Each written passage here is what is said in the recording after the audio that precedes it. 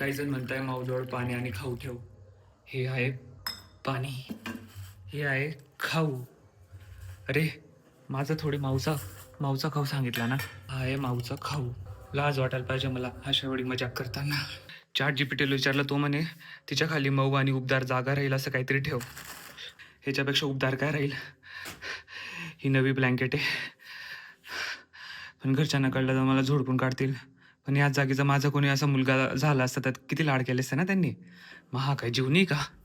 हट, मी नाही घाबरत. ही माती मी तेव्हाची आणली जेव्हापासून माऊ माझ्या घरी यायला लागली.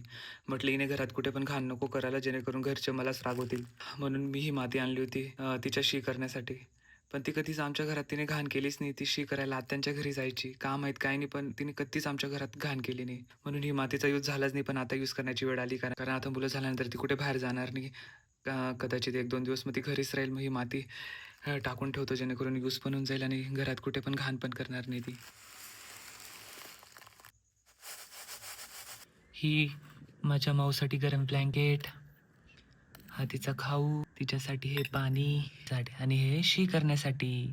1-2 दिवस इथंच करून घेतो, ठीक आहे. नंतर जायचो आत्यांकडे रोज. तुझ्या मुलांना पण घेऊन जायचो, त्यांना पण दाखवून द्यायचो कुठे करता तुम्ही आत्यांच्या रूममध्ये. ठीक आहे, सगळेजण मिळून जायचं मग, ठीक आहे.